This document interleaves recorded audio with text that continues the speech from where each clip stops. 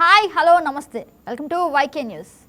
YCP social మీడియాలో key role play చేసిన వ్యక్తి టీటీడీలో కీలక పదవిలో ఉన్నారంటే ఎవరైనా నమ్ముతారా? కానీ నమ్మాల్సిందే. ఎందుకంటే వైసీపీ హయాంలో అప్పటి చైర్మన్లు ఈవోలకు సన్నిహితుడైన వ్యక్తే ప్రస్తుతం టీటీడీ ఐటీ విభాగంలో జీఎంగా బాధ్యతలు నిర్వహిస్తున్నారు. ఇక వైవి సుబ్బారెడ్డి, భూమన కరుణాకర్ రెడ్డి, చెవిరెడ్డి భాస్కర్ రెడ్డి, ధర్మారెడ్డికి సన్నిహితుడైన కారణంతోనే ఏమో టీటీడీలో ఓ పోస్టు సృష్టించి మరీ నియామకం చేశారు. అనంతరం cyber security and social media monitoring cell ఏర్పాటు చేసి ఏకంగా సిఐఓగా నియమించారు. ఇక ఆ హోదా కూడా సరిపోదు అని భావించారో ఏమో మరి టీటీడీ పెద్దలు సందీప్కు ఐటీ విభాగం జనరల్ మేనేజర్గా ప్రమోషన్ కల్పించారు. ఇక వైసీపీ హయాంలో జరిగిన ఈ అక్రమాల గుట్టు కూటమి అధికారంలోకి వచ్చాక నిర్వహించిన విజిలెన్స్ విచారణలో బయటపడింది. మరి ఈ నియామకంపై ప్రస్తుత ఈవో చర్యలు తీసుకుంటారా లేదా లైట్ తీసుకుంటారా తెలియాలంటే కొంతకాలం వేచి చూడాల్సిందే. అయితే టీటీడీ ఐటీ విభాగంలో జీఎం వైసీపీ సోషల్ మీడియా కార్యకర్తే. ఇక మురళీ సందీప్ రెడ్డి నియామకంలో అక్రమాలు, వైసీపీ హయాంలో అన్ని విధాలుగా సహకారం, అలాగే విజిలెన్స్ విచారణలో వెలుగులోకి ఎన్నో వాస్తవాలు. అయితే ముఖ్యంగా కూటమి ప్రభుత్వం హయాంలోనూ పట్టించుకోని వైన ప్రస్తుతం ఈవో ముద్దాడ రవిచంద్ర అయినా కాస్త చర్యలు తీసుకుంటారా లేదా అనే ప్రశ్న అయితే వ్యక్తమవుతుంది. ఈ డిబేట్లో పాల్గొనడానికి మనతో పాటు ముఖ్యంగా ఇవాళ చూసుకున్నట్లయితే కృష్ణాంజనేయులు మనతో, రాజకీయ విశ్లేషకులు మనతో డిబేట్లో పాల్గొంటారు. అలాగే మాలకొండయ్య, ఏపీ బీజేపీ సీనియర్ నేత, civil supply corporation director Malakondaiah గారు కూడా పాల్గొంటారు. అలాగే ముఖ్యంగా ఇంకా అజయ్ వక్కంటి, ముఖ్యంగా తెలుగు యువక అధికార ప్రతినిధి ఇక అజయ్ గారు కూడా పాల్గొంటారు. గుడ్ మార్నింగ్ సార్ అందరికి. Good morning sir. సార్ ఇవాళ డిబేట్ లో మనం చాలా ముఖ్యమైన అంశం అయితే మాట్లాడుకుంటున్నాం. అంటే టీటీడీ అంటేనే ఒక గొప్ప, అంటే ఎప్పటి నుంచో ప్రాముఖ్యత కలిగినటువంటి ఒక అంశం. కానీ టీటీడీ ఐటీ విభాగం జీఎం వైసీపీ సోషల్ మీడియా కార్యకర్త అంటున్నాం. అసలు దాని గురించి మీరేమంటారు సార్? అంటే ఎంతవరకు, ఎంత మేరకు, అంటే ఒక వ్యక్తి అంటే రకరకాల విషయాల్లో అతని గురించి విషయాలు బయటకు వస్తున్నా కానీ ఏకంగా ఐటీ విభాగంలో జీఎంగా బాధ్యతలు నిర్వహిస్తున్నారు. ఇక వైవి సుబ్బారెడ్డి, భూమన కరుణాకర్ రెడ్డి, చెవిరెడ్డి భాస్కర్ రెడ్డి, అలాగే ధర్మారెడ్డి సన్నిహితుడైన కారణంతోనే ఏమో టీటీడీలో ఓ పోస్టు సృష్టించి మరీ నియమించారు.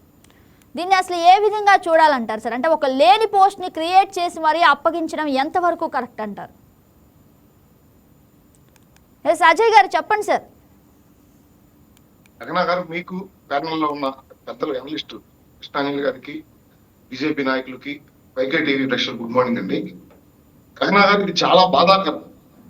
యావత్ తెలుగు ప్రజలందరూ దేవదేవుడిగా కొలిసే శ్రీ వెంకటేశ్వర స్వామి సన్నిధానంలో ఈ రకంగా అక్రమాలు వెలుగుచూడటం పదే పదే అందరూ బాధపడాల్సిన విషయం ఇది. గతంలో కల్తీలట్టు, పరకామణి చోరీ, అదే విధంగా కొండ మీద మద్యం బాటిళ్లు, ఈ రకంగా చెప్పుకుంటూ పోతే వైఎస్ఆర్సీపీ ప్రభుత్వ హయాంలో పనిచేసిన చైర్మన్లు ఈ రోజుకి కూడా తిరుపతి తిరుమల దేవస్థానంపై ఏదో ఒక రకమైన విష ప్రచారాలు చేస్తూనే ఉన్నారు. కూటమి ప్రభుత్వంపై బురద జల్లుతూనే ఉన్నారు. ఆ రోజు చైర్మన్ గా పనిచేసిన వైవి సుబ్బారెడ్డి గారు అయితే కావచ్చు, కరుణారెడ్డి గారు అయితే కావచ్చు, ఈవోగా ఉన్న ధర్మారెడ్డి గారు అయితే కావచ్చు, ఇట్లాంటి అక్రమ విధానాలతో ఇట్లాంటి అందరూ ఉద్యోగస్తుల్ని ఇక్కడ పదవుల్లోకి తీసుకొని తిరుమల తిరుపతి దేవస్థానానికి ప్రతిష్టకు భంగం కలిగే విధంగా ఆ రోజు వీళ్ళు ప్రవర్తించడం లేదు. వైఎస్ఆర్సీపీ పార్టీలో జగన్మోహన్ రెడ్డిని, ఆ పార్టీని భజన చేస్తూ ప్రతిపక్షాలని అండబూతులు తిట్టిన సోషల్ మీడియా కార్యకర్తలందరూ పదవులు పొందారు. సైకిక్ ఆనందం జగన్మోహన్ రెడ్డి. ఆ రోజు ప్రతిపక్షంలో ఉన్న చంద్రబాబు నాయుడు గారిని, లోకేష్ గారిని, పవన్ కళ్యాణ్ గారిని, బీజేపీ నాయకుల్ని తిడితే చాలు పదవులు వచ్చేసినాయి. అక్కడ నిబంధనలను అసలు సడలించి అక్రమంగా ఇట్లాంటి వ్యక్తుల్ని టీటీడీలో తీసుకోవడం చాలా బాధాకరం. అయితే అతన్ని ఆ రోజు సోషల్ మీడియా సెల్ ఒకటి ఏర్పాటు చేయడం, దానికి సీఈఓగా పెట్టడం, అతన్ని 2021లో దానికి సీఈఓగా పెట్టి ఐటీ విభాగం జనరల్ మేనేజర్ నేతృత్వంలో పనిచేయాల్సిందిగా అతనికి ఆదేశాలు ఇచ్చి, అదే వ్యక్తిని 2022లో ఐటీ విభాగం జనరల్ మేనేజర్ గా చేస్తూ ఉత్తర్వులు ఇచ్చింది ఆనాటి పాలన. అంటే అజయ్ గారు అసలు లేని పోస్టును క్రియేట్ చేసి మరీ ఉత్తర్వులు ఇచ్చారు. అసలు దీన్ని అసలు ఎలా చూడాలంటారు? అంటే లేని పోస్ట్ క్రియేట్ చేసి ఇవ్వవలసినంత అవసరం ఏముందంటారు? తిరుమల తిరుపతి దేవస్థానాన్ని టీటీడీ బోర్డుని వాళ్ళ స్వసంస్థగా మార్చుకొని వాళ్ళకి సంబంధించిన తాబేదారుల నియామకాలన్నీ జరిగినాయి ఆ రోజు ఆ 5 సంవత్సరాల కాలంలో. ఆ 5 సంవత్సరాల్లో టీటీడీని ఏ విధంగా భ్రష్టు పట్టించాలో, తిరుమల తిరుపతి దేవస్థానంలో వాళ్ళ అనుయాయిని ఏ విధంగా తీసుకొచ్చి అక్రమంగా నిబంధనలను సడలించి పక్కన పెట్టి అక్కడున్న రిక్రూట్మెంట్ బోర్డు ఇది కరెక్ట్ కాదని చెప్పినా వాళ్ళ ఆదేశాలను పక్కన పడేసి అధికార మతంతో వీళ్ళు చేసిన దుర్మార్గాలు అన్నీ కాదు. 2024 ఆగస్టులోనే ఇతని మీద విజిలెన్స్ ఎంక్వైరీ, ఇతని నియామకం కరెక్ట్ కాదని చెప్పడం జరిగింది. ఈరోజు నేను ఒక విషయాన్ని చెప్పదలుచుకున్నాను కదా, కొంతమంది అధికారులు ఇట్లాంటి దోపిడీదారులకు ఇప్పటికీ సహకరిస్తున్నారు. టీటీడీ బోర్డు పాలక మండలి ఇతని నియామకం కరెక్ట్ కాదని ఇప్పటికి 3 సార్లు ప్రతిపాదనలు పంపడం జరిగింది. అయినా ఐఈఓ స్థాయిలో ఉన్న అధికారులు ఇతని మీద చర్యలు తీసుకోవడానికి దేనికి వెనకడుగు వేస్తా ఉన్నారనేది ఆశ్చర్యకరమైన విషయం. ఈ రోజు ప్రభుత్వం అధికారంలోకి వచ్చిన తర్వాత గజనాథర్ రాష్ట్రంలో ఉన్న నిరుద్యోగ యువకులకు ఉద్యోగ కల్పన చేస్తూ సంక్షేమ కార్యక్రమాలు అందిస్తూ వైఎస్ఆర్సీపీ పార్టీ అధికారంలో ఉన్నప్పుడు ఈ రాష్ట్రాన్ని అప్పుల ఆంధ్రప్రదేశ్ గా తయారు చేస్తే దాని నుండి బయటపడేయడంతో పాటు ఈ రాష్ట్రాన్ని అభివృద్ధిలో పరుగులు పెట్టించాలనే ఒక ఆకాంక్షతో కూటమి పనిచేస్తా ఉంది. ఇవాళ విశ్లేషకులైన రాష్ట్రంలో ఉన్న కొంతమంది న్యూట్రల్ పీపుల్ అనొచ్చు, ఇట్లాంటి దుర్మార్గాలు జరిగినాయి, 2 సంవత్సరాల సమయం పట్టింది, మీరెందుకు వాళ్ళ మీద చర్యలు తీసుకోలేకపోతా ఉన్నారు? గగనా గారు, నేను మీ ద్వారా ప్రజలందరూ తెలియజేస్తా ఉన్నా, వైఎస్ఆర్సీపీ ప్రభుత్వంలో ఒక దరిద్రమో, ఒక దోపిడీనో, ఒక దుర్మార్గపు ఘటన జరిగితే ప్రభుత్వం దాని మీద స్ట్రింజెంట్ యాక్షన్ తీసుకోవడం జరుగుతుంది. బట్ కానీ లెక్కలేనన్ని ఉన్నాయి. ఎస్ సార్, ఎస్ అవును, లెక్కలేనన్ని ఉన్నాయి. చర్యలు తీసుకోవడానికి కూడా ఒక పెద్ద చిట్టా ఉంది. ఆ చిట్టా ఓపెన్ చేయాలంటే చాలా టైం పడుతుంది డెఫినెట్ గా. గగనా గారు, ఈ రోజు ప్రభుత్వం పరిపాలన చేయాలా, అభివృద్ధి కార్యక్రమాలు చేయాలా, లేదు రాష్ట్రానికి పెట్టుబడులు తీసుకురావాలా, సంక్షేమ కార్యక్రమాలు పేద పట్టుకు బలహీన ప్రజలందరికీ అందియాలా? గగనా గారు, ఈ రోజు కూడా మత్స్యకార సేవలు అనే ఒక పథకం మత్స్యకారులకు ఒక్కొక్కళ్ళకి 20,000 రూపాయలు చొప్పున కూటమి ప్రభుత్వం వాళ్ళ అకౌంట్లు అయిపోతుంది.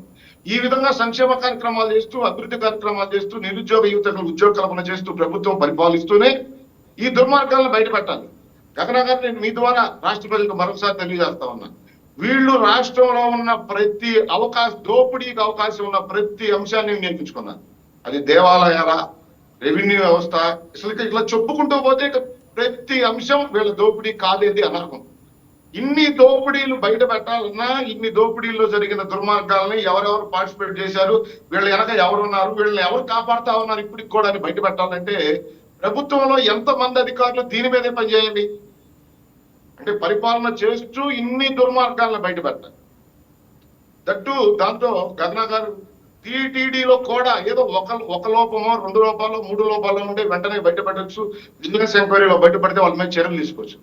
తిరుమల తిరుపతి దేవస్థానంలో కూడా ముక్సు ముద్ర దగ్గర నుంచి, శాలువాల దగ్గర నుంచి, పరకామణి దగ్గర నుంచి, కల్దీలడ్డు దగ్గర నుంచి ఈ విధంగా చెప్పుకుంటూ పోతే అనేక దుర్మార్గాలు అక్కడున్న పాలక మండలి ఒక్కొక్కటిగా బయటకు తీస్తూ ఉంటే ఆశ్చర్యం కలుగుతా ఉంది. గగనా గారు, తిరుపతి తిరుమల దేవస్థానంలోనే ఇన్ని అక్రమాలు జరిగింది, ఇక దేశంలో ఉన్న మిగతా ప్రభుత్వ రంగ సంస్థల్లో కావచ్చు, లేదు వీళ్ళకి అవకాశం ఉన్న ప్రతి చోట వీళ్ళు చేసిన దోపిడీ కార్యక్రమాలు. గగనా గారు, ఈరోజు రాష్ట్రంలో ఉన్న ప్రజలతో పాటు కొంతమంది విశ్లేషకులు కూడా ప్రభుత్వం ఉదాసీనతగా ఉంది, వీళ్ళ మీద యాక్షన్ తీసుకోవడం లేదు, ఇంత టైం దేనికి పడుతుందని మాట్లాడుతూ ఉన్నారు. ఈరోజు గగనా గారు, మేము చాలా ట్రాన్స్పరెంట్ గా ఎవరైతే దోపిడీకి పాల్పడ్డారో వాళ్ళని సాక్ష్యాధారాలతో సహా న్యాయస్థానం ముందు నిలబెట్టడం జరుగుతుంది. ఇప్పటికే చాలా దోపిడీల్ని, చాలా స్కాములను బయట పెట్టాం, చాలా మంది జైలు పాలయ్యారు, ఇప్పటికీ జైలులో మగ్గుతారు. అంటే అజయ్ గారు, 2024లోనే క్లారిటీ వచ్చేసింది ఎంతవరకు, అంటే ఎక్కడి వరకు దోపిడీ జరిగింది, అసలు ఎలాంటి పరిణామాలు ఉన్నాయనేది 2024లోనే ఒక అవగాహన వచ్చింది. అంటే 2 ఏళ్ళు అయినప్పటికీ కూడా ఎందుకు యాక్షన్ తీసుకోవడంలో ఇంత జాప్యం జరుగుతుందంటారు? అదే కాకుండా చెప్తా ఉన్నా నేను, కల్తీలడ్డు విషయంలో చాలా రోజులు విజిలెన్స్ ఎంక్వైరీలు జరిగినాయి. అదేవిధంగా పరకామణి, ఆ తర్వాత ఆ పరకామణి కేసులో ఒక స్టే హెచ్చరించడం పట్టింది. ఇలా ఒకదాని తర్వాత ఒకదానికి లింక్ అవుతూ అనేక దోపిడీలు బయటపడుతున్న క్రమంలో ఒక కేసు అయితే గగనా గారు, ఇప్పుడు మీరున్నారు గగనా గారు, ఒక సబ్జెక్ట్ మీద అయితే 1 గంట సేపు చర్చ చేయగలరు. అదే గంటలో 20 సబ్జెక్టులు మీరు చర్చ చేయాలంటే మీ వల్ల అవుతుందా? అదేవిధంగా ఈరోజు ప్రభుత్వం కూడా గగనా గారు, ఒక దోపిడీ, ఒక దుర్మార్గం, వీళ్ళు చేసిన పోకడలు, వీళ్ళు చేసిన దరిద్రాలు ఒకటైతే గగనా గారు ప్రభుత్వం దాని మీద చర్యలు తీసుకుంటుంది, స్ట్రింజెంట్ యాక్షన్ ఉంటుంది. బట్ కానీ తిరుమల తిరుపతి దేవస్థానంలోనే ఒక 10 వీళ్ళ దరిద్రాలు వీళ్ళ దోపిడీలు బయటపడి అంటే ఆ 10 మీద వెంటనే చర్యలు తీసుకోవాలన్నా, యాక్షన్ తీసుకోవాలన్నా, లేదు దాని మీద విజిలెన్స్ ఎంక్వైరీ చేసి వీళ్ళ దోపిడీలు బయటపట్టాలి కదా అన్నారు. ఇప్పుడు వీళ్ళ మీద వెంటనే మనం వాళ్ళ మీద యాక్షన్ తీసుకోవాలి, వీళ్ళని సస్పెండ్ చేయాలంటే తర్వాత వీళ్ళు కోర్టుకి వెళ్ళి ఇదిగో మా దగ్గర ఇల్లు చెప్పే అవకాశం ఉంటుంది. బట్ కానీ ఈ రోజు ప్రభుత్వం పనితీరు సాక్ష్యాధారాలతో సహా కొంచెం టైం పట్టినా సాక్ష్యాధారాలు అంటే ఇదిగో ఇతను ఈ విధంగా దుర్మార్గాలకి దోపిడీకి పాల్పడ్డాడు, ఇతను దీంట్లో ఇన్వాల్వ్ అయ్యాడు, ఇతని వల్ల తిరుపతి దేవస్థానానికి ఈ విధంగా ఖజానా గండిపడింది, భక్తుల మనోభావాలు ఈ విధంగా దెబ్బతిన్నాయి అన్ని సాక్ష్యాధారాలు నిరూపించి కోర్టుల ముందు నుంచి అతన్ని సస్పెండ్ చేసే కార్యక్రమానికి ముందుకు వెళ్తా ఉన్నాం. గగన గారు మీ ద్వారా నేను విషయం తెలియజేస్తున్నా, రాష్ట్రంలో ఇప్పటికి కూడా కొంతమంది అందరూ కాదు కొంతమంది అధికారులు ఈ రోజు రాష్ట్రంలో మేజర్ పర్సెంట్ 95% అబౌవ్ అధికారులు అభివృద్ధికి సంక్షేమానికి కూట ప్రభుత్వానికి సహకరిస్తుంటే 5% అధికారులు ఇప్పటికీ కూడా ఆ వైసీపీ నాయకులకు, ఎందుకంటే ఆ రోజు వాళ్ళకి అక్రమంగా ప్రమోషన్లు ఇచ్చారనో, వాళ్ళకి అర్హత లేకపోయినా వాళ్ళ తీసిపోయి ఆ సీట్లలో కూర్చోబెట్టారనో, ఇప్పటికీ వాళ్ళ మీద ప్రేమతో ఇట్లాంటి వాళ్ళ మీద యాక్షన్ తీసుకోవటాకో, ఇట్లాంటి వాళ్ళు చేసిన దుర్మార్గాల్ని బయటికి రాకుండా కాపాడేదానికో వాళ్ళు సహకరిస్తా ఉన్నారు. ఖచ్చితంగా గగన గారు ఏదైతే తిరుపతి దేవస్థానంలో జరుగుతున్న అక్రమాలు, ప్రతి అక్రమాన్ని ప్రజలకు తెలియజేస్తా ఉన్నాం, సాక్ష్యాధారాలతో సహా కోర్టుల ముందు ఉంచుతా ఉన్నాం. ఖచ్చితంగా వాళ్ళని జైలుకు పంపాలి గగన గారు, ఎందుకంటే ఇది దేవదేవుడికి జరిగిన అన్యాయం. ప్రజలను దోచుకున్నారు, ప్రజల ఆస్తులను దోచుకున్నారు, ప్రభుత్వ ఆస్తులను దోచుకున్నారు. వీటితో పాటు దేవుణ్ణి కూడా వదిలిపెట్టని నైజం ఈ వైఎస్ఆర్సీపీ నాయకులదని ఈ రోజు బయటపడతా ఉంటే ఎంత బాధాకరమైన విషయం. ఇవన్నీ ఖచ్చితంగా రాబోయే రోజుల్లో సాక్ష్యాధారాల సహా కూటమి ప్రభుత్వం న్యాయస్థానాల ముందు నుంచి వీళ్ళ మీద చర్యలు తీసుకునేదానికి, ఇతన్ని సస్పెండ్ చేసేదానికి కూడా వెనకడుగు వేసే ప్రసక్తే ఉండదు కదా. సార్ మాల్కొండయ్య గారు మీరు చెప్పండి సార్, అంటే ప్రభుత్వ ధార్మిక సంస్థల్లో నియామకాలు పూర్తిగా ప్రతిభ ఆధారంగా ఉండాలా, లేదంటే రాజకీయ సంబంధాలు ముఖ్యంగా ప్రభావం చూపుతాయంటారా? నమస్తే గగన మేడం గారు, అదేవిధంగా వైకే టీవీ ప్రేక్షకులకు, యాజమాన్యం వారికి, డిబేట్ లో ఉన్నటువంటి పెద్దలు కృష్ణాంజనేయులు గారు, అదేవిధంగా మిత్రులు అజయ్ గారు, అందరికి కూడా నమస్కారం. ఈరోజు మనం చేస్తున్నటువంటి డిబేట్ ఏదైతే ఉందో, తిరుపతి దేవస్థానం విషయంలో అనేక సార్లు మనం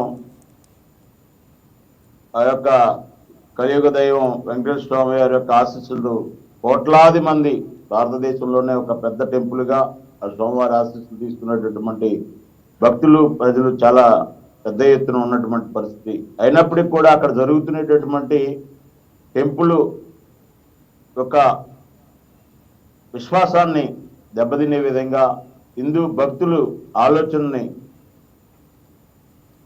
అక్కడ ఏం జరుగుతుందనేటటువంటి విషయం గమనిస్తూనే ఏంటి పరిస్థితి అని ప్రశ్నించుకొని బాధపడే పరిస్థితిలో ఉన్నప్పుడు అనేక విషయాలు, ప్రసాదం విషయంలో, అక్కడ జరిగినటువంటి ప్రసాదం విషయంలో కానివ్వండి, లేకపోతే మిత్రులు చెప్పినట్టుగా వర్గమణి విషయంలో కానివ్వండి, ఆ బోర్డులో ఉన్న మెంబర్లు కూడా ఆ ధర్మాన్ని కాపాడలేనటువంటి వ్యక్తులు, ఆ ధర్మాన్ని గౌరవించలేనటువంటి వ్యక్తులు, ఆ యొక్క మెంబర్ల యొక్క కుటుంబ సభ్యులు. ఈ విషయాలన్నీ తరచు మనం చూస్తున్నాం, మాట్లాడుకుంటూనే ఉన్నాం.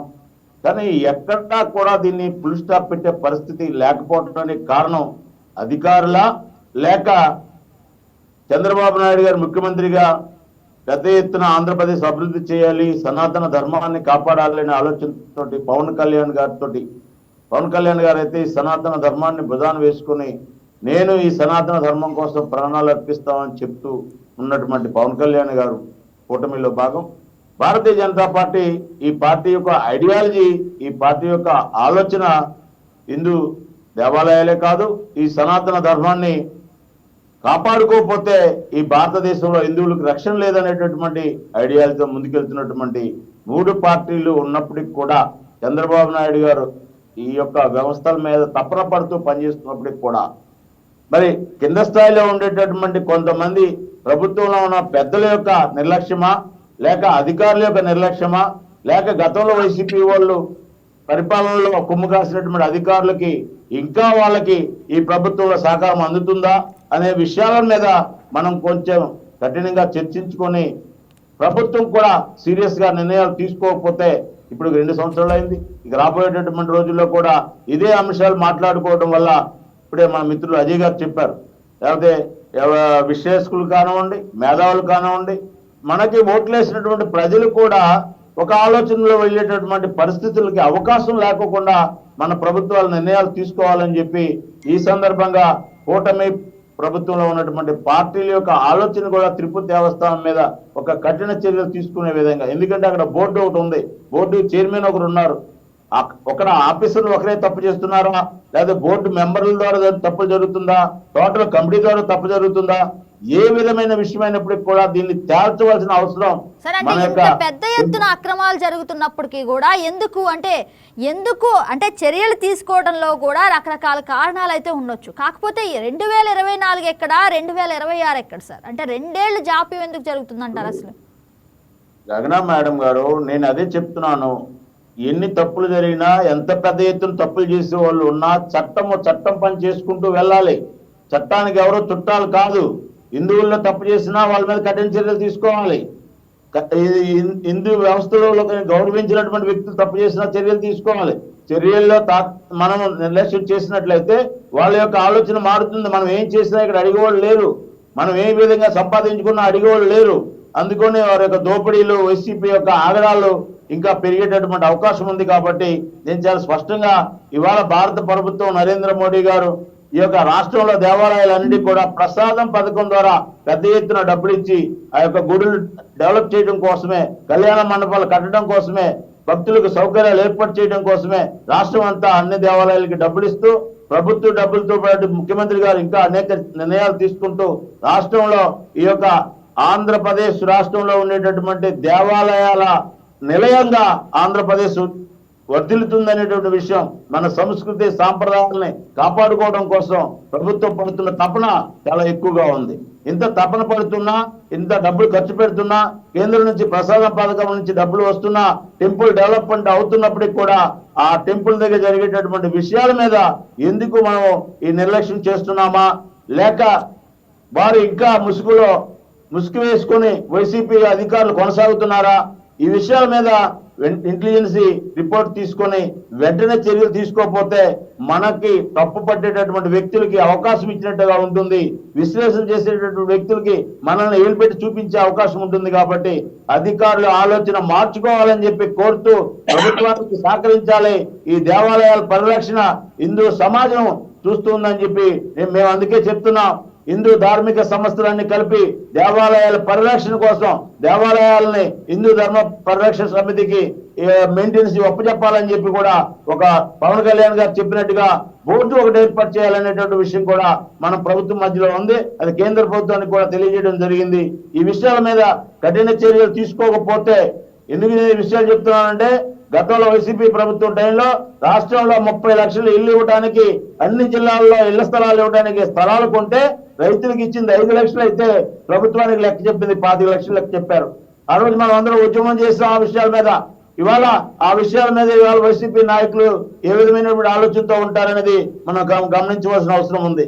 అదే విధంగా కాకినాడ కేంద్రంగా, విశాఖపట్నం కేంద్రంగా, మచిలీపట్నం కేంద్రంగా, కృష్ణపట్నం కేంద్రంగా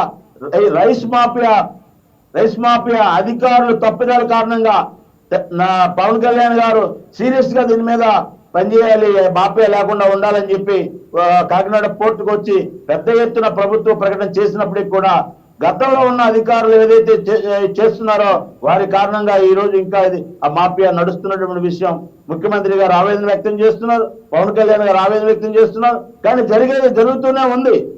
దీనికి ఎవరు బాధ్యత తీసుకోవాలి? అధికారులు బాధ్యత తీసుకోవాలా, లేకపోతే ముందున్నటువంటి వైసీపీలో పనిచేసిన అధికారుల యొక్క అవినీతి కారణంగా జరుగుతుందా అనే విషయాల మీద, ఈ విషయాలు మనల్ని ప్రశ్నించేటటువంటి వాళ్ళకి అవకాశం ఇవ్వకుండా కూటమి ప్రభుత్వం కఠినమైన చర్యలు తీసుకోవాలని చెప్పి ఈ సందర్భంగా మా పార్టీ అధ్యక్షుల ద్వారా ప్రభుత్వానికి కూడా మేము విషయాలు తెలియజేసేటువంటి అవకాశం ఉంది. మేడం గారు. Yes right sir. కృష్ణాంజనేయులు గారు, మీరు చెప్పండి, అంటే సోషల్ మీడియా కార్యకర్తగా పనిచేసిన వ్యక్తిని అంటే ప్రభుత్వ ఐటీ పోస్ట్లో ఉండటం అసలు ఎంతవరకు, అంటే దానివల్ల ఏమైనా ప్రయోజనం ఉందంటారా అసలు నిజం చెప్పాలంటే? నమస్తే అండి, ప్యానల్ మెంబర్స్ అందరికి కూడా నమస్కారం. వైఎస్ఆర్ కాంగ్రెస్ పార్టీ ప్రభుత్వ హయాంలో వాళ్ళ ఐటీ విభాగం అంటే వాళ్ళ ప్రచార విభాగంలో పనిచేసినటువంటి వాళ్ళని తీసుకెళ్లి టీటీడీ బోర్డులో ఏకంగా పెట్టుకోవటము, కీలకమైనటువంటి స్థానంలో ఉంచటం, ఇవన్నీ వైఎస్ఆర్ కాంగ్రెస్ పార్టీ అధికారంలో ఉన్నప్పుడు ఆ అధికారాన్ని ఉపయోగించుకొని తమ వాళ్ళందరికీ అందరం ఎక్కించినటువంటి పరిస్థితి ఉంది. ఇది జగన్మోహన్ రెడ్డి చాలా నిస్సిగ్గుగా తమ వాళ్ళందరికీ, అంటే సుమారుగా ఒక 50 మంది పైగా సలహాదారులను కూడా పెట్టాడు మీరు ప్రభుత్వానికి సంబంధించినటువంటి వ్యవహారం. అలాగా అన్ని రకాల ప్రభుత్వ పోస్టుల్లో వాళ్ళ వైసీపీకి సంబంధించినటువంటి వాళ్ళందరినీ పెట్టి జీతాలు ఇచ్చి వాళ్ళ హోదాలు ఇచ్చి ఇవన్నీ చేసుకున్నాడు. రాజకీయంగా తను లబ్ధి పొందేటువంటి ప్రయత్నం, తమ పార్టీకి సంబంధించినటువంటి వాళ్ళకి రాజకీయ పునరావాస కేంద్రంగా ప్రభుత్వంలో ఉండేటువంటి వివిధ విభాగాలని ఏర్పాటు చేసుకున్నాడు. ఈ విషయంలో ఏ విధమైనటువంటి బెరుపు, భయము, అదే విధంగా సంకోచము ఇవన్నీ ఏమీ జగన్మోహన్ రెడ్డికి లేవు. మరి జగన్మోహన్ రెడ్డి ఇప్పుడు ఆవు పొలంలో మేస్తుంటే వాళ్ళ దూడ ఏమైనా గట్టుమిట మేస్తుందా? అందుకని జగన్మోహన్ రెడ్డి యొక్క వైఖరికి అనుగుణంగానే టీటీడీలో కానివ్వండి, ఇతర శాఖల్లో కానివ్వండి, అన్ని చోట్ల ఈ విధమైనటువంటి నియామకాలు జరిగినటువంటి మాట వాస్తవం. ఇక టీటీడీకి సంబంధించినటువంటి అక్రమాల విషయానికి సంబంధించినటువంటి విషయంలో ఈ 23 నెలల్లో ఈ ప్రభుత్వం వచ్చిన తర్వాత ఏవైతే కొన్ని అక్రమాలకు సంబంధించినటువంటి వ్యవహారాలు ఇవన్నీ బయటపడ్డటువంటి విషయాలనే ఒకసారి మనము ఆలోచిద్దాం. ఒకసారి ఏంటి అనేటువంటి ఒకసారి మళ్ళీ వాటి గురించి తెలుసుకుందాం. ఒకటి లడ్డూ ప్రసాదానికి సంబంధించినటువంటి వ్యవహారం. ఇది ఈ కేసు, ఈ సిట్టు వేశారు. ఏమైంది సిట్టు వేస్తే? సిట్టు వేసి ఆంధ్రప్రదేశ్ పోలీసులు, అదేవిధంగా సిబిఐ అందరూ కలిసి లడ్డూ ప్రసాదంలో అపచారం జరిగింది, కుంభకోణాలు జరిగింది ఈ కల్తీలో అని చెప్పేసి ఈ సిట్టు తేల్చింది. తేల్చి ఏం చేసింది? అప్పుడు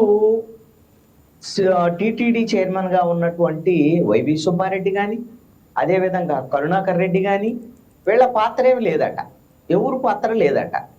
కింది స్థాయి ఉద్యోగులు, అధికారులు వీళ్ళ పాత్ర మాత్రమే ఉందని తేల్చారు.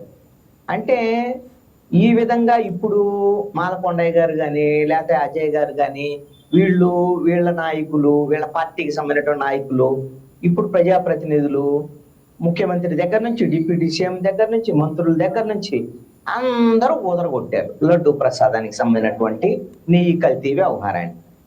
మరి అన్ని చేశారు.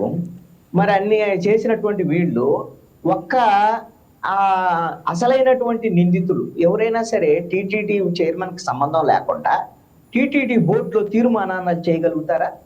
తీర్మానాలు చేసి పాల సేకరణ లేకపోయినా సరే డైరీకి సంబంధించినటువంటి అక్కడ నుంచి నెయ్యిని సేకరించవచ్చు అనే ఒక తీర్మానం చేశారనుకుందాం. ఆ తీర్మానానికి టీటీడీ బోర్డు చైర్మన్ తెలియకుండా జరిగిద్దా? అంటే ఈ టీటీడీ చైర్మన్లేమో నిందితులు కాదట, మిగతా కింది స్థాయి ఉద్యోగులు, ఇప్పుడు వైవి సుబ్బారెడ్డి పిఏ, అప్పన్న, చిన్నప్పన్న ఇలాంటి వాళ్ళందరూ నిందితులట. అంటే కొండం దొవ్వి ఎలకను పట్టారు. ముఖ్యమంత్రి, డిప్యూటీ సీఎం, మంత్రులు వీళ్ళందరూ కలిసి అయ్యా దీని వెనకాల ఉన్నదా ఏందయ్యా అని అంటే వీళ్ళని టీటీడీకి సంబంధించినటువంటి చైర్మన్ని, కేంద్రంలో ఉన్నటువంటి బీజేపీకి సంబంధించినటువంటి ఇప్పుడు వీళ్ళని కఠినంగా శిక్షించాలని మాట్లాడేటువంటి వీళ్ళ పెద్దలు వాళ్ళకి సపోర్ట్ చేశారు అనేటువంటి దాని మీద ఆరోపణలు వెల్లువెత్తుతున్నటువంటి అంశం. ఇది ఒకటి. ఇక అది ఇట్లాగా వెళ్తే మొత్తం టీటీడీకి సంబంధించినటువంటి విషయంలో శ్రీవాణి ట్రస్ట్ నిధుల దుర్వినియోగానికి సంబంధించినటువంటి వ్యవహారం ఏం తేల్చారు? ఆరోపణలు చేశారు, పేపర్లో రాశారు, డిబేట్లు పెట్టారు, మాట్లాడారు. అదే పని మాట్లాడుతూనే ఉంటారు మంత్రులు, వీళ్ళందరికీ ఇదే పని అన్నమాట, మాట్లాడుతూ పని. ఆ తర్వాత టీటీడీకి సంబంధించినటువంటి ఇంజనీరింగ్ పనుల్లో అవకతవకలు జరిగాయి. దీంట్లో ఒక వీటికి సంబంధించినటువంటి బడ్జెట్లను పెంచి 1000 కోట్ల రూపాయలు దోచేశారు అనేటువంటి దాని మీద ఇంకొక ఆరోపణలకు సంబంధించినటువంటి వ్యవహారం. 600 కోట్ల రూపాయలకు సంబంధించి గోవిందర స్వామి సత్రానికి సంబంధించినటువంటి కూల్చివేత వ్యవహారం సంబంధించినటువంటి ఆరోపణలకు సంబంధించినటువంటి వ్యవహారం. ఎక్కడ వేసిన గొంగళి అక్కడే ఉంది. తర్వాత దుకాణాల కేటాయింపులకు సంబంధించినటువంటి వ్యవహారంలో, ఈ షాపులు, హాకర్లకు సంబంధించినటువంటి వ్యవహారంలో మొత్తము అక్రమాలు జరిగాయని చెప్పేసి అన్ని చేశారు. విచారణలో ఎక్కడ వేసిన గొంగళి అక్కడే ఉంది. అదేవిధంగా పరకామణి కేసు మనం చూసాం. ఆ పరకామణి కేసు హైకోర్టు ఆదేశాలు జారీ చేసింది. పరకామణికి సంబంధించినటువంటి నిందితుల్ని అరెస్ట్ చేయండి, ఆ కేసుకు సంబంధించినటువంటి తేల్చండి హైకోర్టు చెప్పిన తర్వాత కూడా సిఐడి స్పందించకపోతే సిఐడిని దొబ్బులు పెట్టింది హైకోర్టు. వీళ్ళు చెప్తున్నట్టు ప్రకారంగా వీళ్ళు చెయ్యాలి ఈ అక్రమాలు ఇవన్నిటిని చేయాల్సినటువంటి వీటిని విచారణ చేయాల్సింది ప్రభుత్వం. హైకోర్టు చెప్పిన తర్వాత కూడా సిఐడి దర్యాప్తు జరిపితే సిఐడి మీద దొబ్బులు పెట్టిన తర్వాత దర్యాప్తు మొదలైనటువంటి పని. ఇప్పుడు అది ఎక్కడ ఉందో తెలియదు. ఇంకా మొన్ననే ఇవన్నీ జరుగుతున్న క్రమంలో అప్పుడు వైవి సుబ్బారెడ్డి అదేవిధంగా కరుణాకర్ రెడ్డి ఉన్న సమయంలో విఐపీలకు సంబంధించినటువంటి వీళ్ళ దర్శనాలకు సంబంధించినటువంటి వ్యవహారంలో వాళ్ళకి శాలువాలకు సంబంధించినటువంటి వీటిల్లో కూడా కుంభకోణం జరిగింది అని ఒక ఆరోపణలు చేశారు. ఇది కూడా విజిలెన్స్ ఎన్ఫోర్స్మెంట్ నివేదికలే, అన్ని విజిలెన్స్ ఎన్ఫోర్స్మెంట్ నివేదికలే. మీరు అందుకని ఆడుదాం ఆంధ్రాలో 105 కోట్ల రూపాయల కుంభకోణం జరిగిందని విజిలెన్స్ ఎన్ఫోర్స్మెంట్ తేల్చింది. వాళ్ళు మీరు దీని మీద దర్యాప్తు జరపండి, కేసు నమోదు చేయండి, రోజా అప్పుడు మంత్రి వీళ్ళ మీద అని చెప్పేసి ఆడుదాం ఆంధ్రాకి సంబంధించినటువంటి విషయంలో విజిలెన్స్ ఎన్ఫోర్స్మెంట్ ఒక రిపోర్ట్ చేసి పోలీస్ శాఖ పంపించింది. మరి కేసు పెట్టారా? పెట్టలేదు. ఇవన్నీ చెప్తే వీళ్ళకేం పని బాట్లేదు. ఎవరైతే ఈ అనలిస్టులకి వీళ్ళందరికీ మేము చాలా బిజీగా ఉన్నాము, మేము పరిపాలన చెయ్యాలా, లేకపోతే మేము అభివృద్ధి చెయ్యాలా, లేకపోతే ఇన్ని కుంభకోణాలు అనుకోలేదు మేము, ఇన్ని కుంభకోణాలు వచ్చినాయి, ఇవన్నిటిని కూడా ఎలా దర్యాప్తు చేయాలో మాకు అర్థం కావట్లేదు అని అజయ్ గారు చెప్తున్నారు. ఆయనకి తెలియనటువంటి విషయం ఏంటంటే పరిపాలన చేయటానికి ఒక వ్యవస్థ ఉంటది, డెవలప్మెంట్కి సంబంధించిన ఒక వ్యవస్థ ఉంటది, దర్యాప్తులకు సంబంధించిన ఒక వ్యవస్థ ఉంటది. అన్ని రకాల వ్యవస్థలు ఎవరి పని వాళ్ళు చేస్తారు. మీరు చేయాల్సిన పని ఏంటంటే ఆ సరిగ్గా వాళ్ళని చేసేటువంటి వాళ్ళని చేయనేయటం. అది చేయనిస్తే మీ పరిపాలనకు సంబంధించినటువంటి వ్యవహారంలో ఆ పనులన్నీ సక్రమంగా జరుగుతాయి. అవి మీరు చేయలేకపోతేనే జరగవు. మీ ఫెయిల్యూర్ ఎవరిది? మీ ముఖ్యమంత్రిది, మీ మంత్రులది, మీ ప్రభుత్వానిది. అదేమనంటే వైఎస్ఆర్ కాంగ్రెస్ పార్టీ ప్రభుత్వ హయాంలో అట అధికారులు ఉన్నారంట, అవినీతి పరులట వాళ్ళందరూ, ఇప్పుడు కూడా వాళ్ళే కొనసాగుతున్నారట. మరి అయ్యా వాళ్ళందరూ కొనసాగుతుంటే మీరేం చేస్తున్నారు? ఈ జనం అడుగుతారు, మీరేమన్నా గడ్డి బీగుతున్నారా నాయన? మీకు 164 సీట్లు ఇచ్చినప్పుడు మీరు వాళ్ళ మీద చర్యలు అధికారం ఉంది కదా మీకు, మీరు ఎందుకు లేదయ్యా? చెప్పండి అజయ్ గారు, అజయ్ గారు చెప్పండి. వ్యవస్థలు ఎలా పనిచేస్తాయి, ఏ వ్యవస్థ దేనికి దానికి వ్యవస్థలు ఉంటాయి. ఎంక్వైరీ వ్యవస్థ ఎంక్వైరీ సపరేట్ గా ఉంటుంది, సిఐడి సపరేట్ గా ఉంటుంది, విజిలెన్స్ సపరేట్ గా ఉంటుంది. ప్రభుత్వం పని చేయనియాలా? ప్రభుత్వం పని చేయనీయకపోతే ఇన్ని స్కామ్లు పెట్టి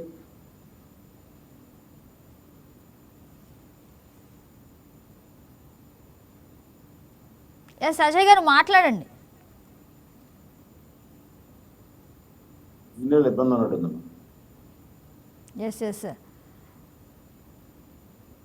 ఎస్ సార్, కృష్ణాంజనేయులు గారు మీరు చెప్పండి సార్. ఏంటమ్మా మీ పేరేం పేరమ్మా? గగన సార్, గగన. సార్ అజయ్ గారు కాస్త సిగ్నల్ డిస్టర్బెన్స్ గా ఉంది సార్, మీరు కంటిన్యూ చేయండి. అదే అంటే నాకు సిగ్నల్ డిస్టర్బెన్స్ ఉంది కాబట్టి నేను కంటిన్యూ చేయాలా? ఓకేనా గారు? ఓకే కదా. ఇప్పుడు మనం డిబేట్ చేస్తున్నాం, ఎవరు వెర్షన్ వాళ్ళు చెప్తున్నాం. ఇప్పుడు అజయ్ గారు చెప్పినప్పుడు, మాలకొండయ్య గారు చెప్పినప్పుడు వాళ్ళు చెప్పినవి కరెక్ట్ అనే మేము ఊరికే నోరు మూసుకొని విన్నది. నేను చెప్పేటప్పుడు మా వాదన కూడా వినాలి. మీరు చేసే పనులన్నీ, మీరు చెప్పేవన్నీ జనాలు అన్ని వింటున్నారని జనం పిచ్చోళ్ళు కాదు, అర్థమైందా? అందుకని నేను మీకు చెప్తున్నాను గగన్ గారు, వాళ్ళు చెప్పినవి మేము విన్నప్పుడు మేము చెప్పినవి కూడా వాళ్ళు వినాలి. మధ్యలో అలవ చేశారు అంటే అర్థం ఏంటి? వాళ్ళు చెప్పేదానికి వాళ్ళ వాదన చెప్పే టైం వస్తుందో వాళ్ళు చెప్పాలి, అంతేనా? అంటే ఆయన అబ్జెక్షన్ చెప్తున్నారు కానీ అంటే దానికి ఆన్సర్ చెప్తారా? నేను అట్లా కాదు. ఇప్పుడు నేను అనేకమైన వైఎస్ఆర్ కాంగ్రెస్ పార్టీ మీద అనేకమైన ఆరోపణలు వచ్చిన కుంభకోణాల మీద చెప్పా. ఇప్పుడు ఆయన కూర్చొని వైఎస్ఆర్ కాంగ్రెస్ పార్టీ ఆయన వింటున్నారు అని అంటే అర్థం ఏంటి అంటే ఆయన అన్ని అంగీకరించినట్ట. కృష్ణాంజనేయులు వాదన చెప్తున్నాడు, కృష్ణాంజనేయులు వాదన తప్ప రైట్ అనేది ఆయన వైఎస్ఆర్ కాంగ్రెస్ పార్టీ వాదన ఆయన చెప్తాడు, తెలుగుదేశం వాళ్ళు చెప్తారు, బీజేపీ వాళ్ళు. అంతే తప్ప మధ్యలో అలౌ చేసి డిబేట్ డిస్కషన్ పెడతా అంటే మరి అందరికీ అలాగా అలౌ చేయాలి. మరి అందరం మాట్లాడితేనప్పుడు అలౌ చేస్తే సార్ మీరు ఒక క్వశ్చన్ అడిగినప్పుడు ఆయన ఆన్సర్ చెప్తున్నారు కదా సార్, అంటే అసలు ఎలా సమర్థిస్తారని అడుగుతున్నా.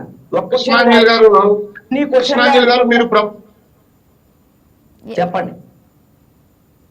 నేను అన్ని క్వశ్చన్లే అడుగుతుందన్నీ క్వశ్చన్లే. ఇవన్నీ చెప్పడానికి నా క్వశ్చన్కి ఎమ్మటిన ఆన్సర్ చెప్పడానికి క్వశ్చన్ అండ్ ఆన్సర్ సమైన ప్రోగ్రామ్ కాదు ఇది. సార్ మీరు ఒక మాట అడుగుతున్నప్పుడు చెప్పవలసిన బాధ్యత ఆయనకు ఉంది సార్. ఖచ్చితంగా అడుగుతుంది 20 మాటలు అడుగుతున్నాను. 20 మాటలకి సమాధానం చెప్పాలి. ఆయన టైం వచ్చినప్పుడు, ఆయన టర్మ్ వచ్చినప్పుడు అన్నిటికీ రాసుకొని కూర్చొని చెప్పాలి. అది ఆయన పని. సార్ అయితే ఒకసారి కుమార్ రాజా గారిని అడుగుతాను సార్, అసలు ఆయన ఏం చెప్తారో ఒకసారి. ఆయన అంటే వైఎస్ఆర్సీపీ కాబట్టి నన్ను కంక్లూడ్ చేసిన తర్వాత వాళ్ళకి కంక్లూడ్ చేస్తా. అర్థమైందా? వాళ్ళ ఉపన్యాసాలన్నీ మేము విన్నాం కదా, ఊరికే మేము పని బాట లేకుండా. సార్ అంటే ఇప్పుడు మీరు క్వశ్చన్ అడుగుతున్నప్పుడు ఖచ్చితంగా కావాలి కదా సార్. మీరు మమ్మల్ని తప్పు పెట్టేటప్పుడు మీరు అదే పని చేస్తున్నారు. మళ్ళీ నేను అదేనండి కంక్లూడ్ చేస్తాను. తప్పు పెట్టేటప్పుడు మీరు అదే పని చేస్తున్నారు. మీరు కంక్లూడ్ చేయడం వల్ల తప్పలేదు. మళ్ళీ మమ్మల్ని కించపరుస్తూ మాట్లాడుతున్నారు కదా. అది ఎందుకు మేము సైలెంట్ గానే ఉంటున్నాం కదా, మేము మాటలు వింటున్నాం కదా మేము కూడాను. మీరు వింటున్నారండి మాలకొండయ్య గారు, కాదనటం లేదు. మీరు ఏవైతే చెప్పారో వాటికే నేను మాటలు చెప్తున్నాను. మిమ్మల్ని కించపరిచేటువంటి ప్రయత్నం ఖచ్చితంగా మీరు ప్రభుత్వంలో ఉన్నారు, మిమ్మల్ని అడగాలి. అడగడంలో తప్పలేదు, కించపరచడం కాదు కదా. అడగండి, మీరు అడగాలి. ఖచ్చితంగా మీరు అడగాలి.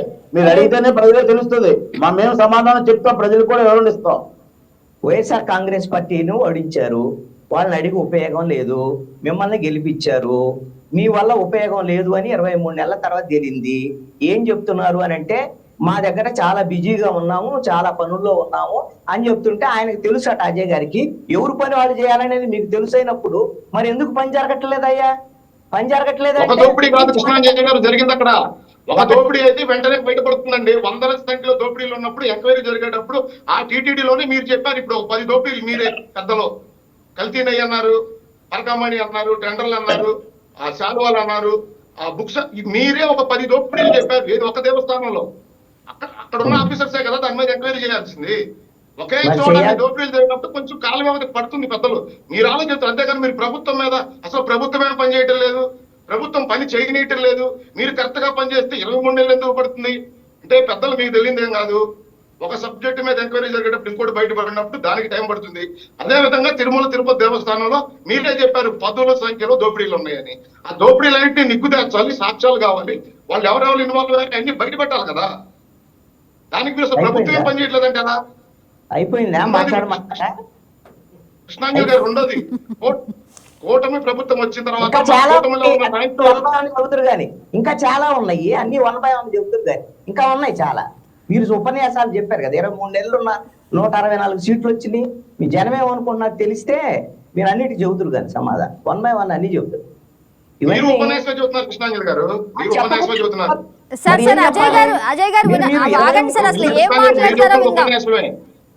మరి ఏం చేయాలండి? మీరు చెప్పిన వినాలా? మరి మేము చెప్పట్లేదు,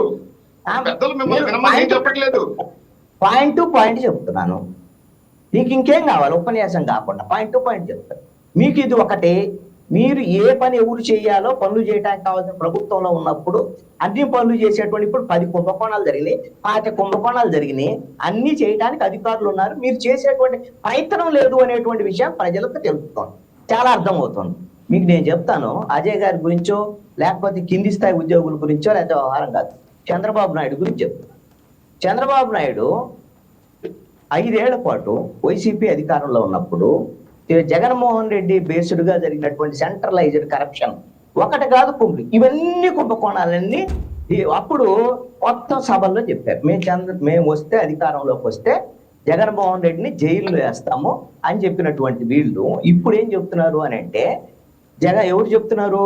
చంద్రబాబు నాయుడు చెప్తున్నాడు, మాకు లడ్డూ లాగా దొరికాడు జగన్మోహన్ రెడ్డి, అయినా మేము కేసు పెట్టాం. ఎందుకయ్యా అంటే మేము కక్ష సాధింపులు పాల్పడం. నేను ఎవడు కక్ష సాధింపులు పాల్పడమన్నారు? మీరు ఆల్రెడీ వాళ్ళు నేరాలు చేశారని ప్రతిపక్షంలో ఉన్నప్పుడు చెప్పారు. ఇప్పుడు అధికారంలోకి వచ్చి 23 నెలలు అయ్యారు. వీళ్ళు తవ్వుతున్నారట, వీళ్ళేది పలుకులేసి తవ్వుతున్నారు ఆధారాల కోసం. ఇంతవరకు జగన్మోహన్ రెడ్డి మీద ఒక్క కేసు లేదు, ఒక అవినీతికి సంబంధించినటువంటి దాంట్లో మీద ఒక్క కేసు లేదు. అదేవిధంగా ఈ ముఖ్యమంత్రి చంద్రబాబు నాయుడు అధికారంలోకి వచ్చిన వెంటనే మొట్టమొదటి అసెంబ్లీ సమావేశాల్లో 7 శాఖల మీద వైట్ పేపర్ రిలీజ్ చేశారు కుంభకోణాల మీద. వీళ్ళు కుంభకోణాల మీద రిలీజ్ చేసి అన్నిటినీ మేము తేల్చేస్తాం, అని చెప్పేసి మొత్తం అందరి మీద కేసులు పెడతాం, ఇదిగో ఆధారాలు అని వైట్ పేపర్ రిలీజ్ చేశారంటే ఆధారాలు మేము మొత్తం తీస్తామనే కదా ఇప్పుడు 23 నెలలు అయింది. ఆ వైట్ పేపర్లకు సంబంధించినటువంటి విషయాలు ఒక్క కేసు అన్నా జగన్మోహన్ రెడ్డి గారి మీద, జగన్మోహన్ రెడ్డి చుట్టూ ఉన్న మీద కేసులు పెట్టారా? ఇప్పుడు సెంట్రలైజ్డ్ కరప్షన్ జరిగి మేము మద్యం కేసు పెట్టి ఆళ్ళ పెట్టుకుని వీళ్ళ పెట్టుకున్నాం. అసలు జగన్మోహన్ రెడ్డికి తెలియకుండా అసలు మద్యం కుంభకోణం ఎలా జరిగింది? జగన్మోహన్ రెడ్డి పేర్లు అవన్నీ కూడా షార్ట్ షీట్ లో ప్రస్తావన చేసిన తర్వాత జగన్మోహన్ రెడ్డి మీద మేము ఇంతవరకు ఎఫ్ఐఆర్ పెట్టడానికి పర్మిషన్ లేదు. ఎక్కడి నుంచి పర్మిషన్ లేదు? ఢిల్లీ నుంచి పర్మిషన్ లేదు. అంటే మీ రాజకీయం కోసము, మీ చేతకాని తనము ఈ రోజున మీరు అవన్నీ పెట్టుకొని జనానికి ఈ రోజున చంద్రబాబు నాయుడు ఏం చెప్తున్నారంటే నేరస్తులు అధిక ప్రజల్లో ఉండకూడదు, నేరస్తులకు ఓట్లు వేయొద్దు అని చెప్తున్నాడు. మరి నేరస్తులు అయితే వాళ్ళకి ఓట్లు వేయొద్దని నువ్వు చెప్పేటప్పుడు మరి నేరస్తులు ఎక్కడున్నది? జైల్లో ఉండాలి కదా. మరి నేరస్తుల మీద నువ్వు కేసులు పెట్టాలి కదా. నువ్వు కేసులే పెట్టకుండా జైలుకి ఎలా పోతారు? అంటే ఇది ప్రజలను మభ్య పెట్టేటువంటి వ్యవహారమా? లెగిస్తే వివేకానంద రెడ్డి హత్య కేసు గురించి మాట్లాడతారు. నేను అందుకని వేరే వాళ్ళ గురించి మాట్లాడతాను, చంద్రబాబు నాయుడు గురించే మాట్లాడుతున్నాను. వేరే వాళ్ళు కింది స్థాయి వాళ్ళు పాపం వాళ్ళు ఏదో అధికారులు ఇది చేయట్లేదు అని చంద్రబాబు నాయుడు గురించి నేను చెప్తున్నాను. ముఖ్యమంత్రి ఆయన వివేకానంద రెడ్డి హత్య కేసు గురించి చెప్తున్నాడు. హత్య కేసు అట్లా జరిగింది, ఎట్లా జరిగింది, నా చేతిలో కత్తి పెట్టాడు. ఇప్పుడు అన్ని చేశారు అయ్యా వాళ్ళు వైసీపీ అధికారంలో ఉన్నప్పుడు. వాళ్ళు అలా చేశారు కాబట్టి కదా ఓడించారు. ఇప్పుడు మీరు 23 నెలలు మీ కేంద్రంలో మీరే అధికారంలో ఉన్నారు, సిబిఐ విచారణ జరపండి. దానికి కోర్టులు గిట్లేం కాదు, ఆంధ్రప్రదేశ్ ప్రభుత్వమే సిబిఐ విచారణ జరపాలని సిబిఐకి రాయొచ్చు. అలాంటి అధికారం ఆంధ్రప్రదేశ్ ప్రభుత్వాన్ని. అది వదిలిపెట్టి ప్రజలకు ఈ రోజున మభ్య పెట్టేటువంటి విధంగా మాట్లాడేటువంటి మాటలు ఇవన్నీ కూడా మీడియాల్లో కథనాల మీద కథనాలు వస్తాయి, అన్ని కథనాలు వస్తాయి, డిబేట్లు చేస్తారు. వైసీపీ అది చేసింది, ఇది చేసింది, అవన్నీ చేసింది నిజమే. మీరేం చేస్తున్నారు అనేటువంటిది ప్రజలకు ఈ రోజున ఊరికే మాటలు చెప్పడం వల్ల ప్రయోజనం లేదు. ఈ ప్రభుత్వాన్ని వైసీపీ మీద చేసినటువంటి కుంభకోణాలు వెలికి తీసేటువంటి ప్రయత్నం ఈ ప్రభుత్వం చేయటం లేదు, వాళ్ళ మీద కేసులు పెట్టడం లేదు. కారణం ఏంటి అంటే వీళ్ళకి భయం. కారణం ఏ భయం అంటే వీళ్ళు కూడా 23 నెలల కాలంలో కుంభకోణాలు చేస్తున్నారు కాబట్టి రేపొద్దున జగన్మోహన్ రెడ్డి వస్తే మా మీద చేస్తాడు కాబట్టి జగన్మోహన్ రెడ్డి ఏం చేయకుండా ఉంటే మా మీద కూడా ఏం చేయకుండా ఉంటాడని కుమ్మక్కు రాజకీయాలు నడుపుతున్నారు అనేటువంటిది ప్రజలు అనుకున్నటువంటి మాట. ఇక మీ ఇష్టం, మీరు ఏం చెప్పాలనుకున్నారో చెప్పండి. ప్రజలైతే నమ్మటం లేదు మీ మాట. ఎస్ సార్, కుమార్ రాజా గారు మీరు మాట్లాడండి సార్. అసలు ఈ అంశం మీద మీ ఒపీనియన్ మీరు చెప్పండి. నమస్తే సార్, చెప్పండి సార్. అమ్మా నమస్కారం అండి. పెద్దలు మాలకొండయ్య గారు, అలాగే తమ్ముడు అజయ్ గారు, సోదరులు కృష్ణాంజలి గారు, అమ్మ మీకు అందరికీ నమస్కారం. తిరుమల తిరుపతి దేవస్థానాలు హిందువులకి పరమ పూజ్యమైనటువంటి పుణ్యక్షేత్రాలు. ఈ పుణ్యక్షేత్రాల్లో జరుగుతున్నటువంటి వ్యవహారానికి సంబంధించి అవకతవకలు బయట పెట్టడం బాగానే ఉంది, కానీ మాటి మాటికి తిరుమల తిరుపతి ఆ స్వామి వెంకటేశ్వర స్వామి వారి యొక్క ప్రతిష్టను ఎందుకు దిగజారుస్తూ మరి పదే కథనాలు వస్తున్నాయో నాకైతే అర్థం కావట్లేదు. దీని అంతటికీ కారణం గత ప్రభుత్వం, జగన్మోహన్ రెడ్డి, వైఎస్ఆర్ కాంగ్రెస్ పార్టీ పరిపాలించినటువంటి విధానాలు ఇవన్నీ అని చెప్పేసి అనేక రకాలైనటువంటి మాటలు జరుగుతూ ఉన్నాయి. ఈవేళ నేను చెప్పదలుచుకున్నది ఒకటే, తిరుమల తిరుపతి పుణ్యక్షేత్రం గురించి మాట్లాడుకునేటప్పుడు ఆ స్వామి యొక్క వైభవాన్ని మనం ప్రజల ముందు దిగజారుస్తున్నామేమో అనేది ఒక్కసారి ఆలోచన చేసుకోవాలి. అంటే ఈ రకమైనటువంటి పరిస్థితుల వల్ల స్వామి ప్రభ లేదంటే స్వామి ప్రతిష్ట దిగజారిపోదు, కానీ ఈ భారతీయులందరికీ, ప్రపంచంలో ఉన్నటువంటి హిందువులందరికీ పరమ పుణ్యక్షేత్రం మన వెంకటేశ్వర స్వామి ఆలయం. అలాగే అనేక రకాలైనటువంటి క్షేత్రాలు, ఆ స్వామి వెలిసినటువంటి అనేక పుణ్యక్షేత్రాల్లో మన హిందువులకి గౌరవప్రదమైనటువంటి ఆరాధ్యమైనటువంటి దైవం వెంకటేశ్వర స్వామి. కుమార్ రాజా గారు, మరి వైసీపీ హయాంలోనే కదా సార్ ఇలా కల్తీ లడ్డు వస్తున్నాను అక్కడికే వస్తున్నాను. అంటే స్వామి ప్రతిష్టకు సంబంధించినటువంటి మాటలు అనేక రకాలుగా మనం డిస్కస్ చేసుకుంటూ ఉన్నాం. ముఖ్యంగా గత ప్రభుత్వంలో ఇప్పుడు ఏదైతే ఇప్పుడు సబ్జెక్ట్ ఉందో సందీప్ మురళీరెడ్డి గారి గురించి, అతను సోషల్ మీడియా కార్యకర్తగా ఈవేళ కూడా కంటిన్యూ అవుతున్నాడు జనరల్ మేనేజర్గా స్విమ్స్లో. అతను ఎందుకు కంటిన్యూ చేస్తున్నారు అనేటటువంటి ఒక వార్తా కథనం నిన్న ఈనాడు పత్రికలో వచ్చింది కాబట్టి ఈవేళ మనం డిస్కషన్ కూర్చున్నాం.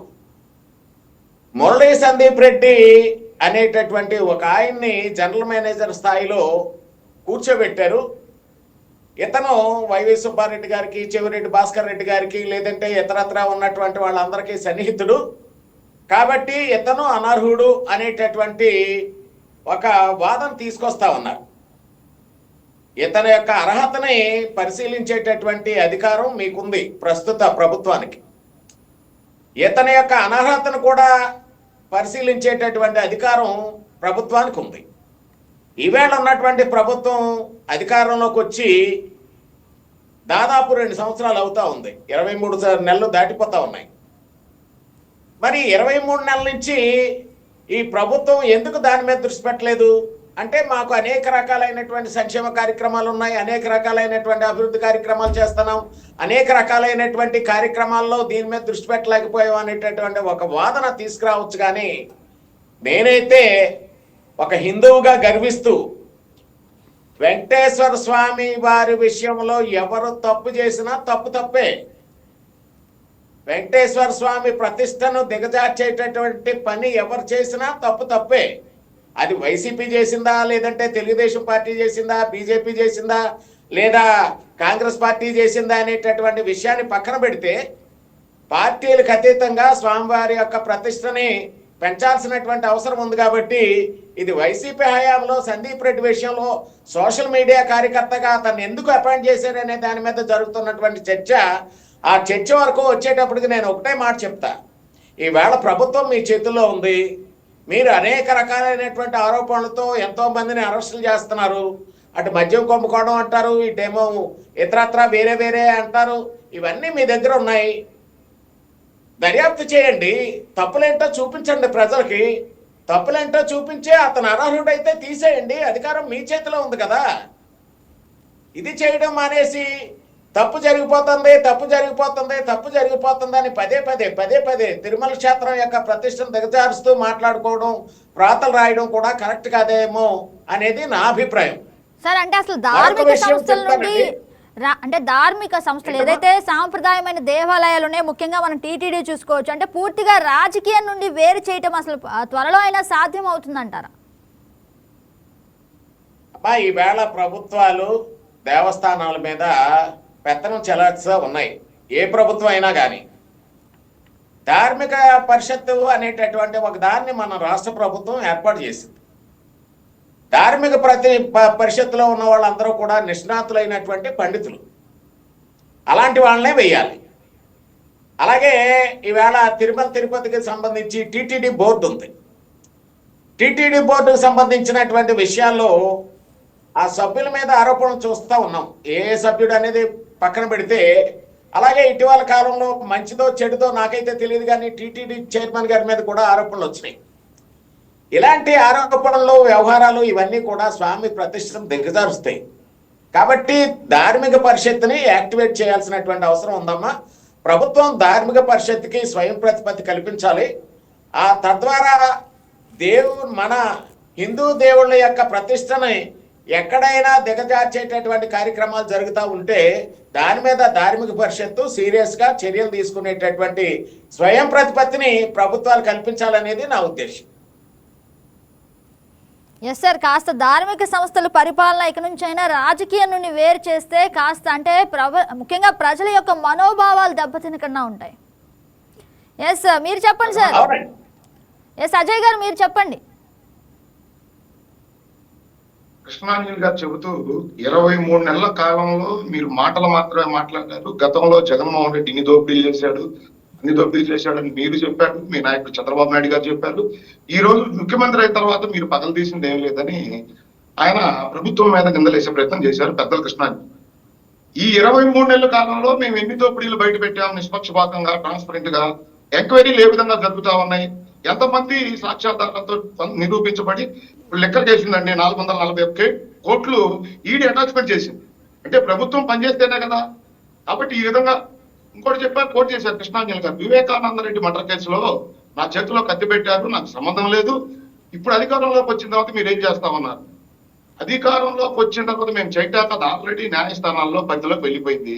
న్యాయస్థానాల పరిధిలో ఉన్న దాన్ని ప్రభుత్వం ఎంతవరకు ఇన్వాల్వ్ అవుతుంది, ప్రభుత్వం పనితీరు ఎంతవరకు ఉంటుంది, సాక్ష్యాధారాలు నిరూపించడం, సాక్ష్యాధారాలు కోర్టుకు సమర్పించడం వరకే ప్రభుత్వం పనితీరు ఉంటుంది.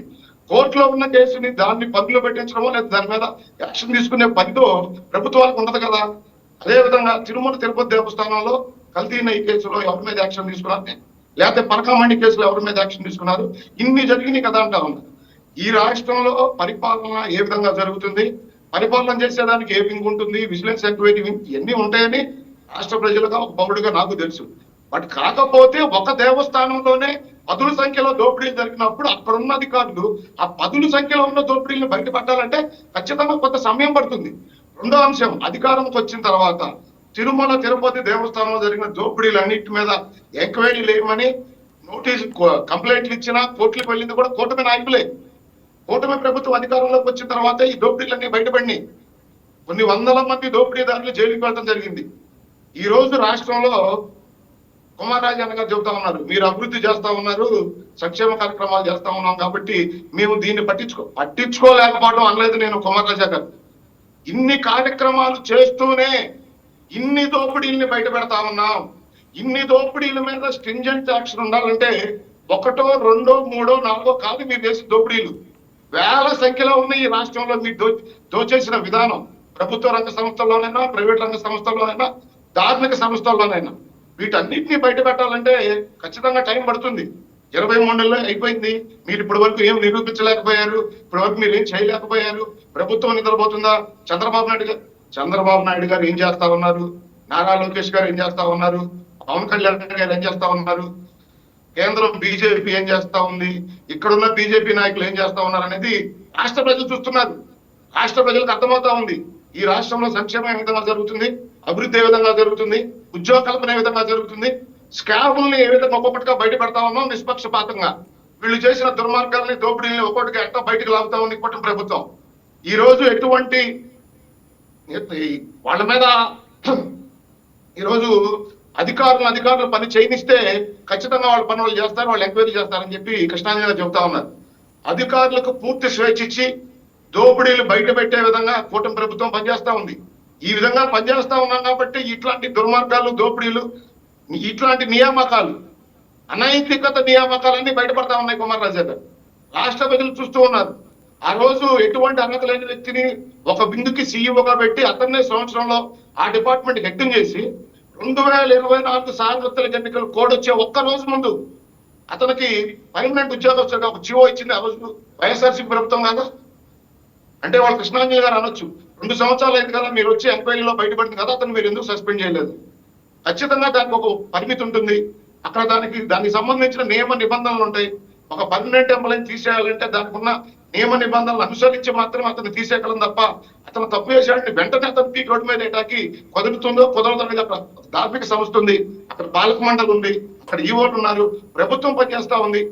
ప్రభుత్వం ట్రాన్స్పరెంట్ గా పనిచేస్తా ఉంది. గగనా గారు మేమేదైతే ప్రతిపక్షంలో ఉన్నప్పుడు ఈ రాష్ట్రంలో జరిగే దోపిడీలు అంటే ఎత్తి చూపించాం. ఇందాక బాలకొండ గారు చెప్పినట్టు ఈ జగనన్న కాలనీల పేరుతో భూమి కొనుగోలు కావచ్చు, జగనన్న కాలనీల పేరుతో ఇళ్ల కట్టుబడి దగ్గర నుంచి వీళ్ళు ఏ విధంగా అక్రమాలు చేశాడనేది ప్రతిపక్షంలో ఉన్నప్పుడు మేము వాటిని దగ్గరుండి చూపించగలిగాం.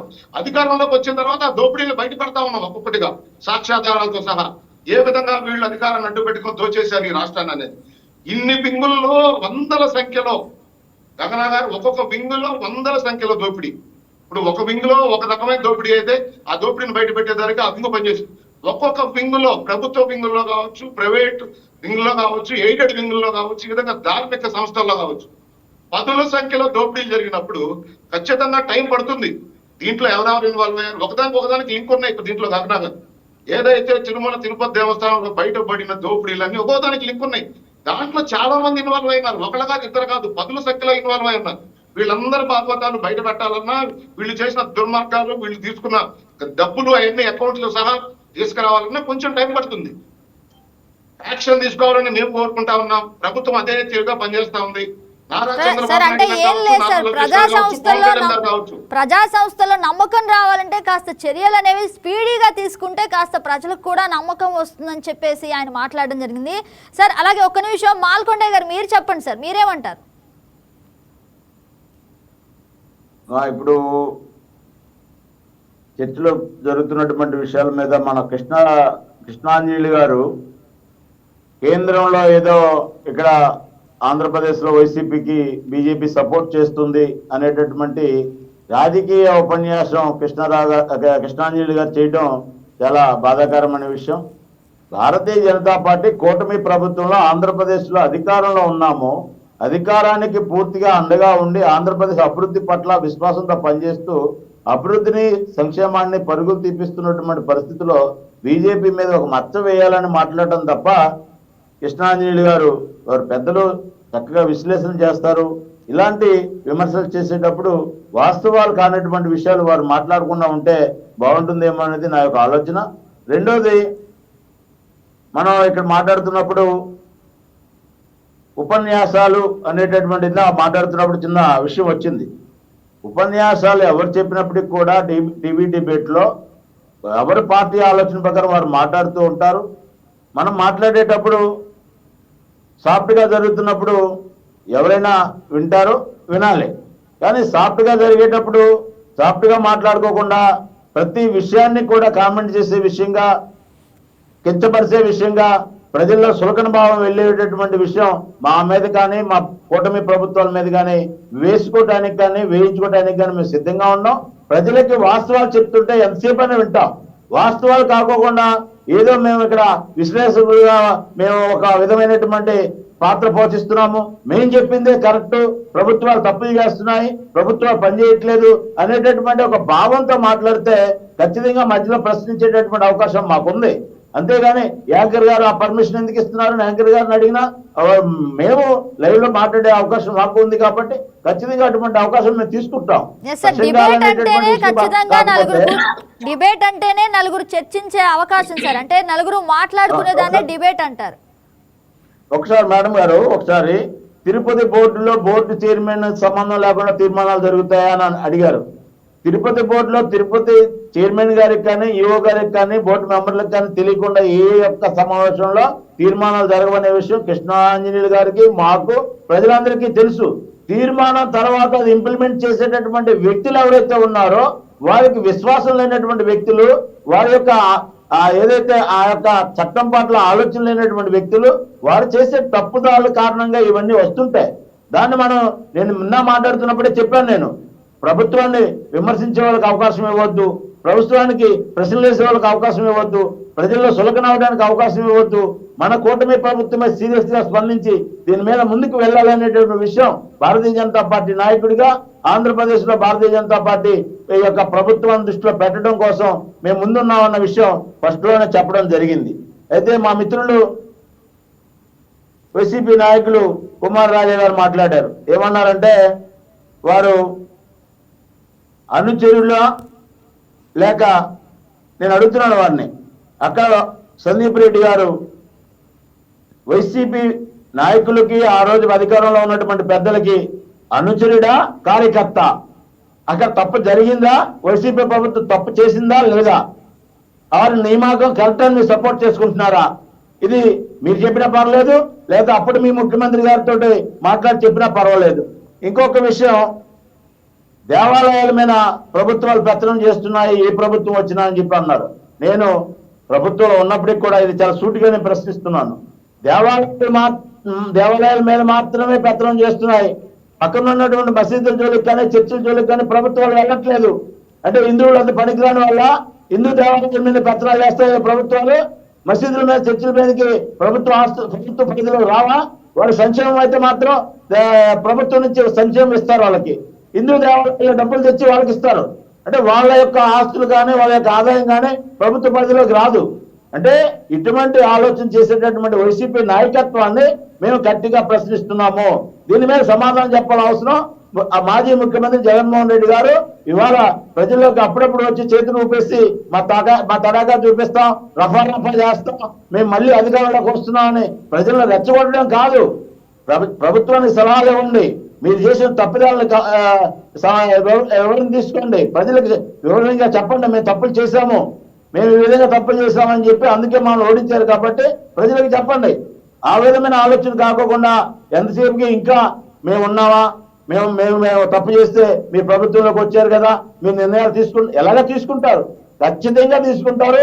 ఈ అన్ని తప్పులకి కారణమైనటువంటి ముందుంచి నడిపించినటువంటి మాజీ ముఖ్యమంత్రి జగన్మోహన్ రెడ్డి గారు, వారి మంత్రులు ఎవరైతే ఉన్నారో, అనేక తప్పులు కావడానికి కారణమైతే ఎవరైతే ఉన్నారో వారందరినీ కూడా ఈ యొక్క కూటమి ప్రభుత్వం కఠినమైన చర్యలు తీసుకోవడం కోసం, ఏదైతే కోర్టుల్లో లేట్ అవ్వచ్చు, లేకపోతే విచారణ లేట్ అవ్వచ్చు, చివరి యొక్క తీర్పు, ప్రజలు ఇచ్చిన తీర్పుతో పాటు ప్రభుత్వ నిర్ణయంతో పాటు ఖచ్చితంగా దోషులు కదా ప్రజల మధ్య నిలబెట్టే అవకాశం ఉంది.